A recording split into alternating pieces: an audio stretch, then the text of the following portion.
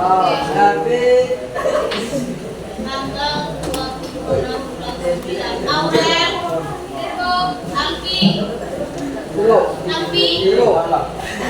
Tadi ada beberapa orang Ananda yang tidak hadir pada hari ini ya.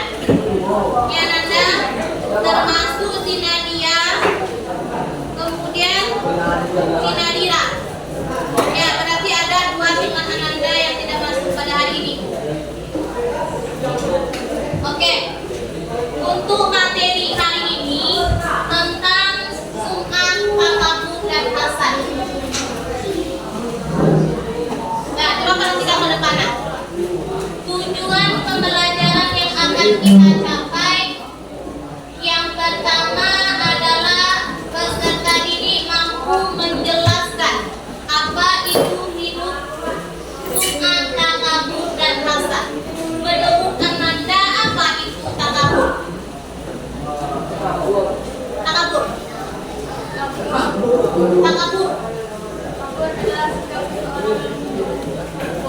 Nah, sifat sombong.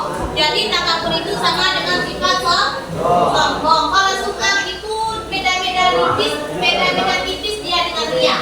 Kalau hasad ada yang tahu? Hasad itu ada teman yang tahu? Hasad apa? Iri dan dengki, betul. Bagus, yang disampaikan oleh para itu benar. Bahwasannya hasad itu sama dengan iri atau dengki. Nah, yang kedua dari tujuan yang akan kita capai, Ananda itu bisa membedakan sikap hidup sum'ah, takabur, dan hasad. Nah, yang ketiga, Ananda mampu membiasakan untuk menghindari sum'ah, takabur, dan hasad dalam kehidupan sehari-hari. Kemudian yang keempat, Ananda nanti akan ibu suruh membuat quote. Apa itu quote? Adalah kata-kata bijak dari kita menghindari sifat hidup sum'ah, takabur, dan hasad. Nah, jadi sekarang Ananda akan ibu bagi kelompok berdasarkan pada gaya belajar masing-masing Ananda. Ya, untuk kelompok ini ibu akan beri guru Ananda untuk membuat kaligrafi. Ya, tulisan yang berkaitan tentang materi yang akan diadakan hari ini, yaitu sum'ah, takabur, dan hasad di kelompoknya. Kemudian untuk kelompok 2, Ananda akan ibu bagi nanti Ananda akan membuat sebuah makalah yang berkaitan tentang sum'ah, takabur, dan hasad. Nanti dipresentasikan ke depannya. Kemudian untuk kelompok selanjutnya, Ananda akan ibu suruh menampilkan. Ini kelompok sini nanti kita suruh dia bermain peran. Dia tampilkan bagaimana sih sifat sum'ah itu, bagaimana sih sifat takabur itu, dan bagaimana sifat hasad itu. Dia tampilkan ke depan karena gaya belajarnya adalah gaya belajar untuk bermain peran. Kemudian untuk kelompok selanjutnya,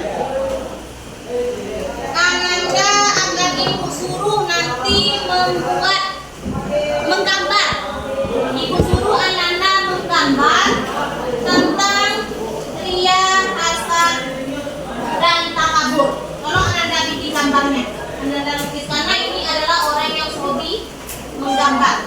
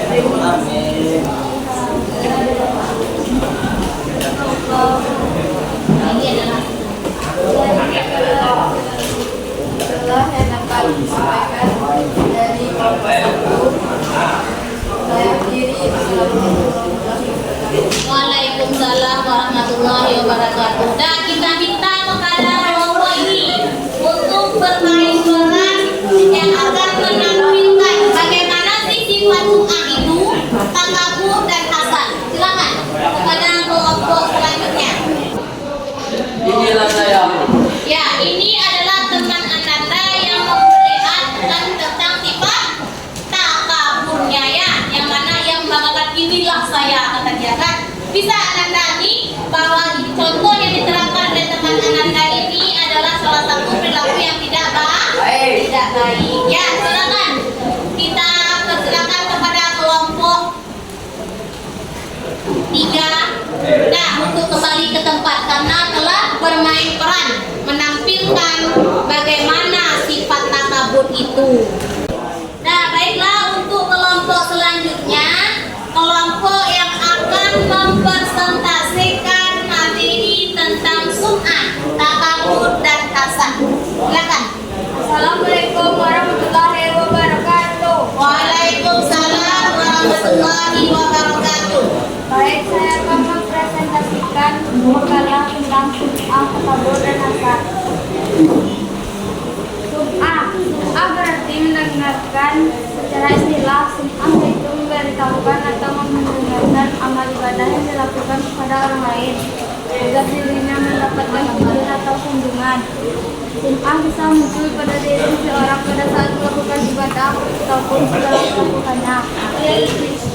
Sum'ah sifat tercela yang menyebabkan amal menjadi sia-sia dilakukan karena semua dilakukan hanya untuk dipuji oleh orang lain, bukan untuk Allah. Takabur adalah sikap seseorang yang menunjukkan sifat sombong atau merasa lebih kuat, lebih hebat dibanding orang lain. Orang takabur selalu merendahkan orang lain, tidak mengakui kehebatan untuk keberhasilan orang lain dan menolak kebenaran. Pendapat orang lain dianggap tidak ada gunanya dan tak mau menerima saran dari orang lain. Sifat ini takabur termasuk penyakit hati yang sangat dibenci oleh Allah SAW, karena membuat seseorang ingin terus-menerus menunjukkan kehebatan dirinya di hadapan orang lain. Cara menghindari sifat takabur, menyadari kekurangan dan kelemahan dirinya, menyadari bahwa hidup di dunia hanya sementara, berusaha selalu menghargai orang lain, bersifat rendah hati, ikhlas dalam melakukan ibadah.